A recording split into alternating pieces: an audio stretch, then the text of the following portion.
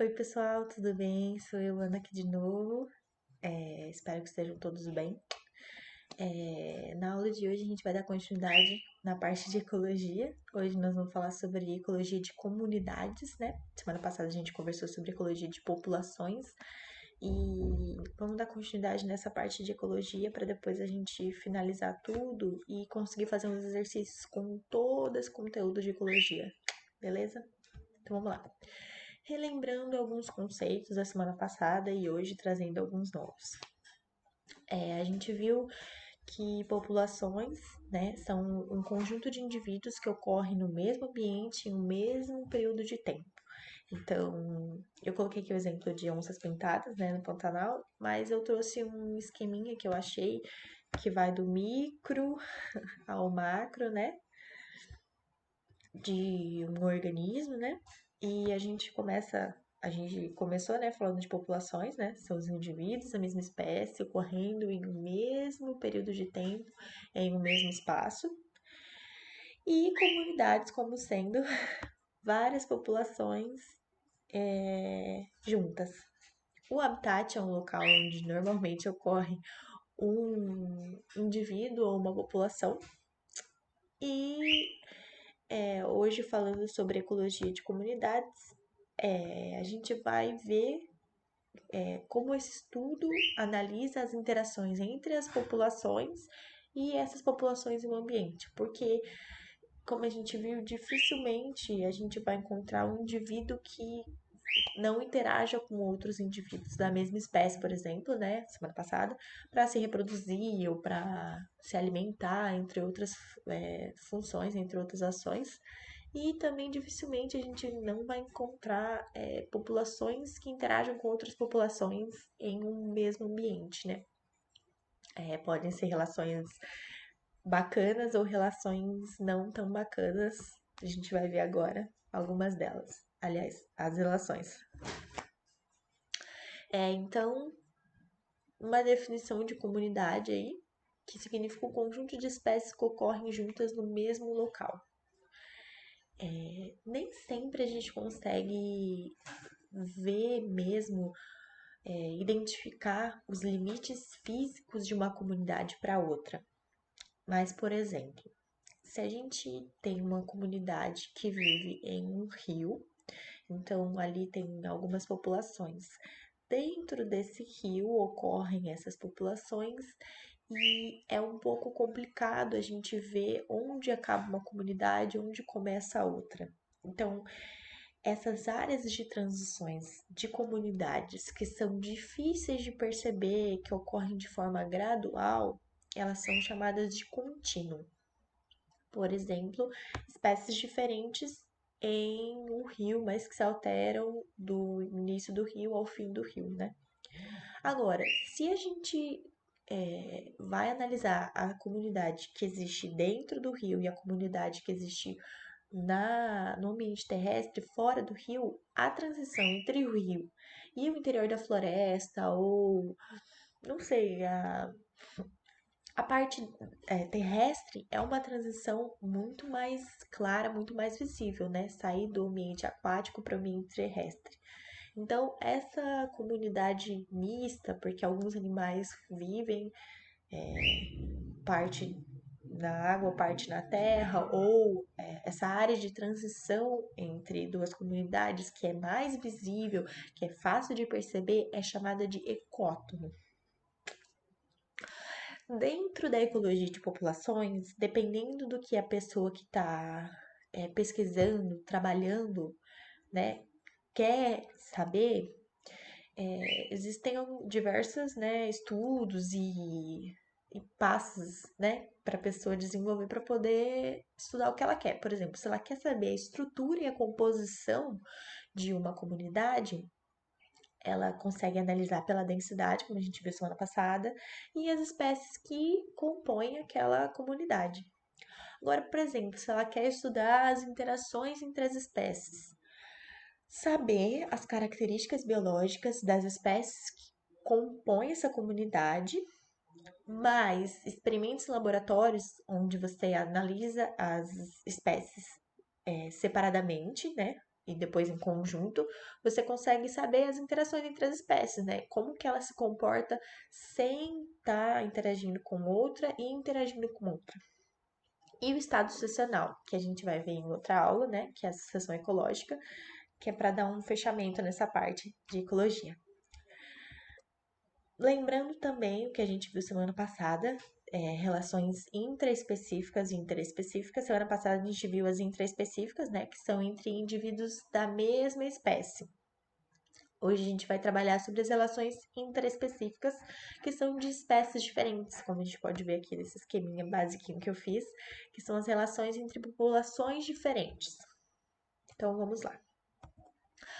Das relações interespecíficas, que são as relações que se estabelecem entre seres, indivíduos de espécies diferentes, a gente consegue classificá-las em três tipos. Harmônicas, que são relações onde há um benefício para as duas espécies ou para uma das espécies, né? Ou seja, elas não ocorre nenhum prejuízo para nenhuma delas quando elas interagem. Desarmônicas, que ocorre um prejuízo ou para uma ou para as duas espécies, e as relações neutras, que uma espécie não interfere no desenvolvimento da outra, elas estão ali interagindo no mesmo ambiente, mas são relações que não são nem benéficas nem maléficas. Dessas relações harmônicas ou desarmônicas, a gente pode classificar elas de outras formas também. Então, seguindo aqui nas harmônicas, se é uma relação que é benéfica para as duas espécies, existe o mutualismo e a protocooperação. A gente vai ver um pouquinho de cada uma agora nessa aula. Se é um benefício para uma espécie só, comensalismo, inquilinismo, forésia e epifitismo. Das desarmônicas. Se é um prejuízo para as duas espécies, competição. Se é um prejuízo para uma espécie só, predatismo, parasitismo, esclavagismo e amensalismo. Então vamos ver um pouquinho rapidamente de cada uma dessas relações interespecíficas. Falando das relações desarmônicas primeiro, então a competição interespecífica. Na outra aula a gente viu as relações, a competição intraespecífica. Eu até dei o exemplo, por exemplo, quando a gente coloca várias sementinhas de uma mesma planta para ser germinada em um espaço pequeno, com poucos recursos, então elas estão disputando ali qual que vai conseguir se desenvolver. Às vezes uma se desenvolve, às vezes nenhuma se desenvolve. No caso aqui, é uma competição interespecífica. Essa disputa por recursos e condições é entre as espécies, as populações disputam os recursos e as condições. Lembrando aí que recursos são os fatores consumidos, né, utilizados para manter, para crescer a população, e as condições são os fatores abióticos que também influenciam no desenvolvimento, no crescimento dessa população. Essa relação de competição, ela é estabelecida entre uma espécie dominante, que tem mais habilidade para explorar esses recursos, sobre uma que é dominada. Há um gasto de energia para as duas espécies, uma para dominar a outra, para se manter mesmo sendo dominada. Então, é uma relação que, de certa forma, causa um prejuízo para as duas espécies.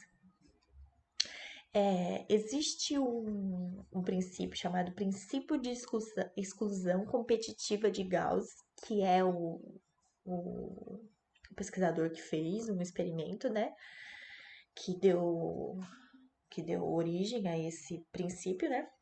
Então, ele colocou, primeiramente, em dois tubos de ensaios separados, protozoários ciliados de espécies diferentes. Então, em cada um dos tubos de ensaio, ele colocou indivíduos das espécies e forneceu bactérias de alimento para eles se desenvolverem. Então, as espécies desenvolveram até atingir o limite máximo, a capacidade máxima da espécie, igual a gente viu semana passada, na aula passada. Até o limite máximo que aquele ambiente suportava, com recursos e acúmulo de substâncias, enfim. Depois ele juntou as espécies em um mesmo tubo de ensaio, com a mesma quantidade de indivíduos, fornecendo alimento para elas se desenvolverem. O que aconteceu dessa vez foi que uma das espécies se desenvolveu, cresceu, enquanto a outra reduziu até ser excluída daquele ambiente. Mas assim, na natureza, não dificilmente existe uma competição tão acentuada assim, sabe? O que realmente mais se vê são espécies se adaptando e se conseguindo usufruir dos recursos e das condições para ambas existirem em um mesmo ambiente. Então, elas coexistem, né? As populações conseguem existir juntas nessa comunidade, mesmo que estejam competindo pelos mesmos recursos e condições. Isso porque as espécies estreitam o seu nicho ecológico com o passar do tempo. O nicho ecológico é a forma como as espécies elas utilizam os recursos e as condições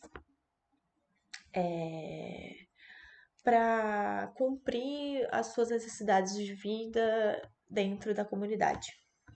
Beleza? Então a gente pode ver competição, por exemplo, por água em alguns exemplos, ou, por exemplo, competição por recursos alimentares, enfim. Outra relação desarmônica, que acho que é muito conhecida, né, que é a predação, que é uma relação entre predador e presa. Um indivíduo se alimenta de outro. Então, nessa relação, o crescimento populacional, o número de indivíduos que existe naquela comunidade, tanto das espécies quanto do predador, elas flutuam, são flutuações periódicas. Então, uma hora aumenta um, outra hora aumenta outro, e assim desculpa, eles vão interagindo, eles vão coexistindo, né? Em geral, o número de presas é maior do que o de predador. Desculpa de novo.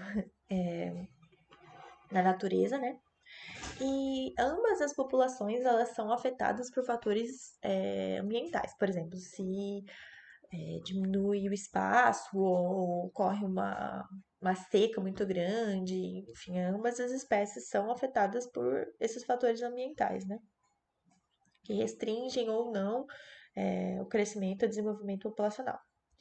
Aqui tem alguns exemplos, né, da gente ver, por exemplo, o leão se alimentando de outro animal, uma águia se alimentando de um peixe, e às vezes ocorre uma confusão entre um animal que é predador e um animal que é saprótrofo.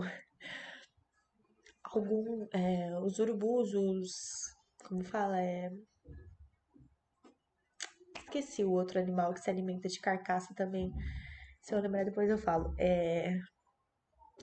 Eles não caçam animais, eles não predam outros animais, eles se alimentam de carcaças de outros animais. Então, eles não são predadores, eles são chamados de saprótrofos, porque eles se alimentam de animais de carcaças de animais ou de animais que já estão agonizando, já estão quase, né, mais para lá do que para cá. Então, eles não são animais que predam, né? Eles se alimentam de carcaças. Outra relação desarmônica é o parasitismo. Acho que vocês já devem ter ouvido falar, né?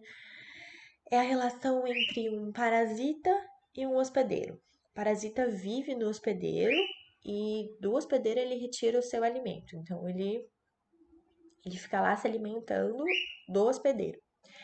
Ele pode ser um ectoparasitas, que são parasitas externos, por exemplo, carrapatos, pulgas, ou pode ser um parasita interno, endoparasitas, lombrigas, tênias. É uma relação muito prejudicial para o hospedeiro, né? Porque o parasita tá ali retirando alimento, nutriente, né? Do organismo hospedeiro.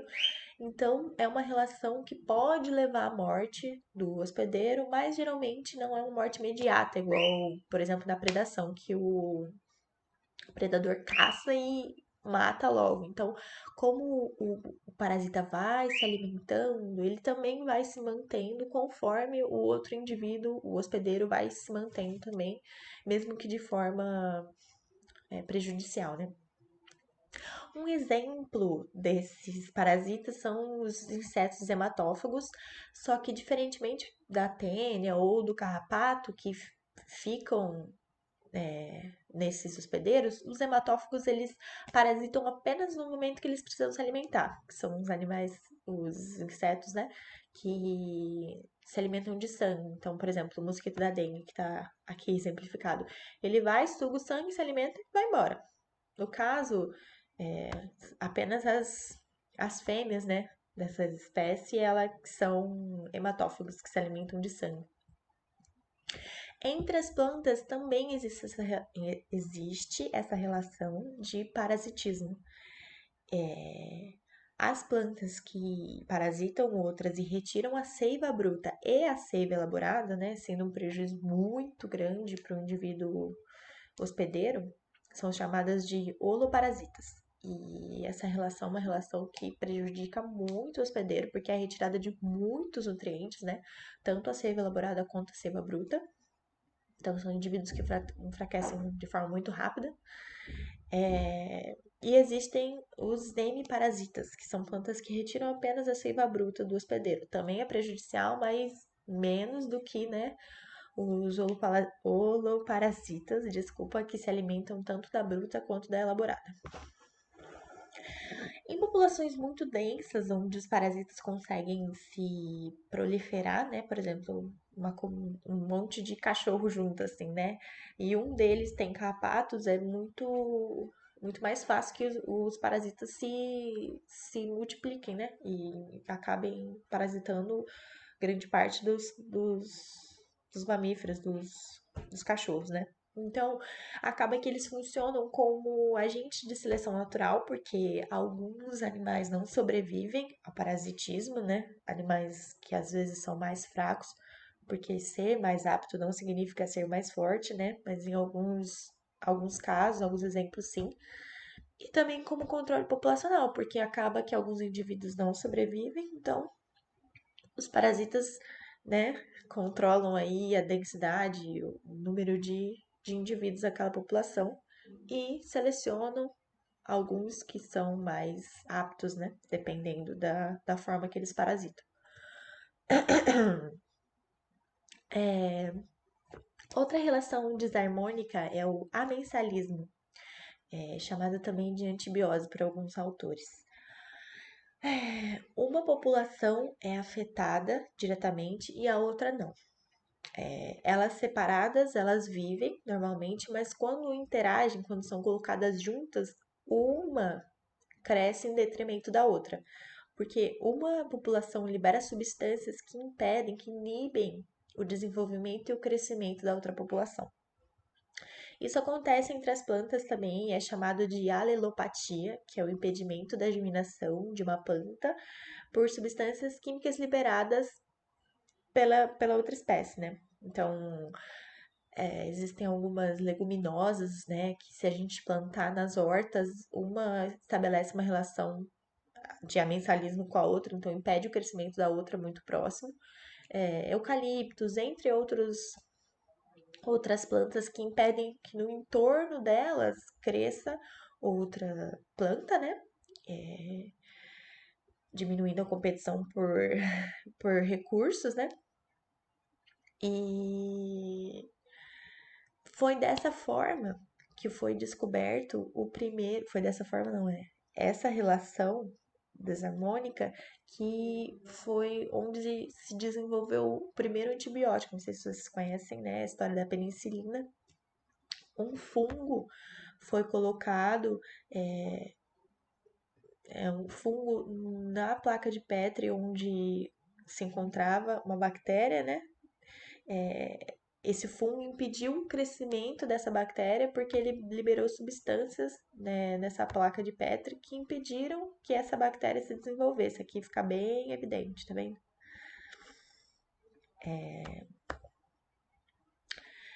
Outra relação desarmônica, que é o esclavagismo, ou chamada de sinfilia por alguns autores, né?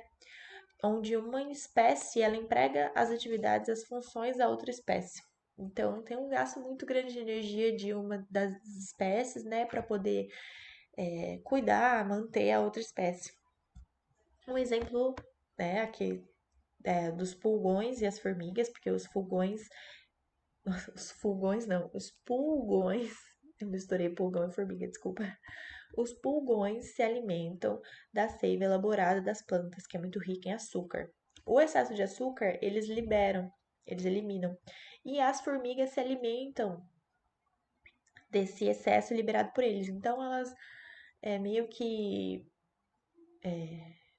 induzem, não induzem, né? Mas os pulgões se alimentam e elas se aproveitam deles estarem se alimentando, entendeu? Outro exemplo é a nossa relação dos seres humanos com as abelhas, porque além delas realizarem a polinização, né, que auxilia no crescimento, na diversidade das plantas, né, a gente se aproveita também de mel e própolis, que são produtos dessas abelhas. E outra relação também aqui que é de alguns pássaros, por exemplo, os chupins, que colocam seus ovos nos ninhos de outros pássaros, por exemplo, os tico-ticos, que possuem ovos parecidos, né? Se a gente vê, a gente consegue diferenciar que existem uns aqui que são maiores e as manchinhas são um pouco diferentes, mas as aves que vão chocar, que vão cuidar desses passarinhos, não consideram esses ovos como ovos estranhos, nem os passarinhos quando saem dos ovos. Então, por exemplo, os chupins fazem muito isso com os tico-ticos, né? Que tem os ovos muito parecidos. Então, a fêmea do tico-tico choca o ovo do chupim, alimenta o passarinho, o filhote. Então, todo o trabalho fica para outra espécie, né? São animais aproveitadores, né? E as fêmeas dos tico-ticos não consideram nem quando os passarinhos nascem, os filhotes como estranhos do ninho. Agora falando das relações harmônicas. O mutualismo é uma associação dos indivíduos onde há um benefício mútuo. As duas espécies se beneficiam com essa relação. É obrigatória necessariamente para pelo menos uma delas e é uma troca direta de bens e serviços. Por exemplo, os líquens, que são associações de fungos com algum micro-organismo fotossintetizante, por exemplo, alga ou cianobactéria, né? Onde o fungo provém proteção e acúmulo de sais minerais e água para a cianobactéria ou alga, que provém, através da fotossíntese, nutrientes também para os fungos. Por exemplo, os organismos polinizadores e as flores, as plantas, né? Quando esse organismo, esse agente polinizador vem se alimentar do pólen, ele acaba levando com ele um pouco desse pólen e ajuda na dispersão, na reprodução, né, desses organismos. Outro exemplo são as bactérias isoides que ficam nas raízes das plantas, né? Porque, para quem já viu o ciclo do nitrogênio, as plantas não absorvem diretamente o nitrogênio do solo. Então, com o auxílio dessas bactérias, elas conseguem fazer com que as plantas absorvam o nitrogênio de outra forma, né? E ao mesmo tempo, as plantas fornecem nutrientes para as bactérias através da fotossíntese. Então, por exemplo, as plantas não absorvem o nitrogênio diretamente do solo, só graças às bactérias que elas conseguem absorver. Então, é uma relação necessária para a planta. A bactéria não necessariamente, mas se beneficia também. Protocooperação, que é uma associação vantajosa para as duas espécies também, mas que não tem uma dependência direta entre elas. Nenhuma das duas espécies necessita dessa relação. Por exemplo, o caranguejo ermitão e a anêmona do mar, que fica na concha do caranguejo. Então, Essa anêmona provém proteção, né, para esse caranguejo, porque tem substâncias urticantes nos seus tentáculos. E o caranguejo leva essa anêmona para diversos lugares e a anêmona acaba se alimentando também de restos alimentares que sobram do caranguejo. Outra relação é o pássaro, esqueci o nome dele, mas que meio que palita os dentes do. Eu acho que é isso. Que palita os dentes do crocodilo, dos jacarés, né? E então ele se alimenta dos restos alimentares que ficam entre os dentes do jacaré ou do crocodilo. E o crocodilo ainda acaba ganhando uma limpeza, né? Mas nenhum dos dois necessariamente precisa dessa relação. Mas é uma relação que acaba sendo benéfica para eles, mas que eles não dependem. Outro exemplo é o pássaro anu, que se alimenta de carrapatos, né? Em alguns mamíferos. Os mamíferos ficam livres, né? De muitos carrapatos. E o anu se alimenta dos carrapatos, mas essa relação também não é necessária, mas é benéfica. Outro exemplo é o comensalismo, que uma das espécies se alimenta dos restos alimentares de outra espécie que também não é nem prejudicada nem beneficiada.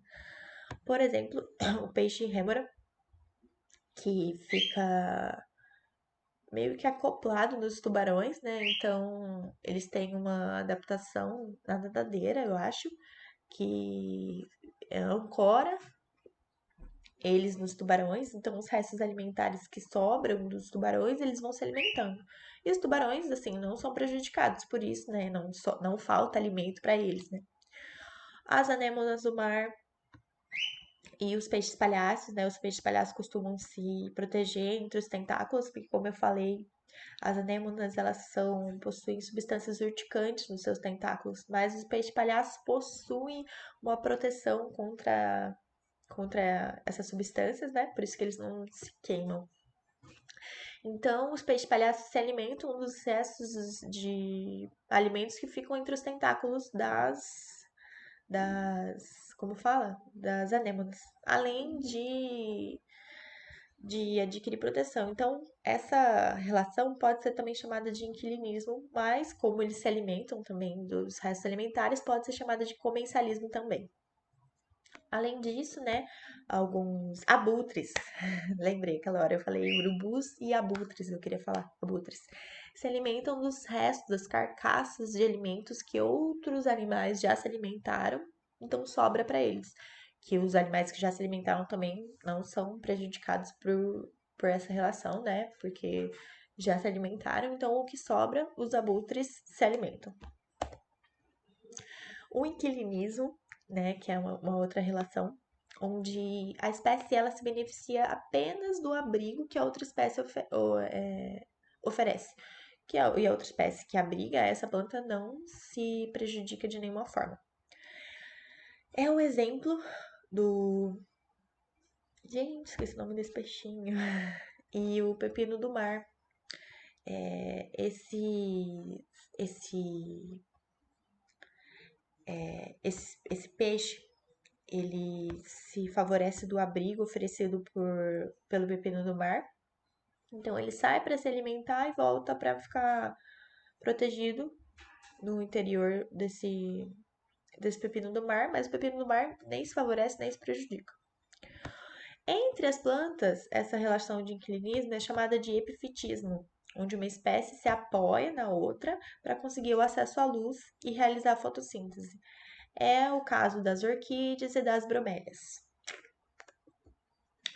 E a última relação harmônica que existe é a forésia, a relação harmônica, né, interespecífica, que uma espécie se beneficia do transporte propiciado pela outra espécie, que também não é nem prejudicada e nem favorecida com isso, como é o exemplo de algumas larvas de insetos que ficam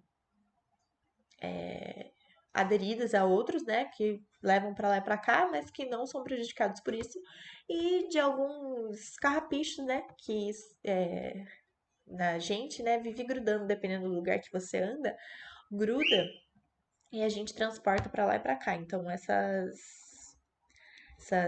espécies são favorecidas por esse transporte único e exclusivamente. E a outra espécie que transporta não é nem prejudicada e nem favorecida.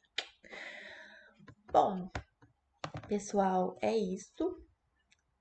Ah, não, esqueci de falar da simbiose, desculpa, gente.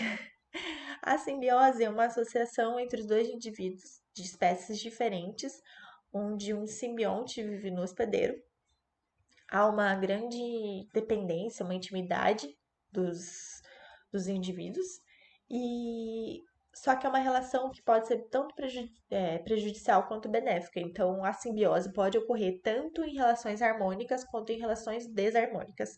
Por exemplo, mutualismo, parasitismo, comencialismo e inquilinismo, porque é uma relação bem intrínseca, bem íntima, né? Os animais, o simbionte e o hospedeiro estão bem relacionados, beleza? Agora sim, é isso. Eu falei, a gente já tratou de ecologia de populações e ecologia de comunidades. E falta a gente falar nessa parte sobre sucessão ecológica. E aí a gente pode fazer uns exercícios já.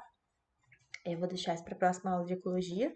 E espero que vocês tenham gostado. E não sei se vocês ouviram a, a passarinho que ficou piando, desculpa. Mas é isso. Fiquem todos bem. Até a próxima aula.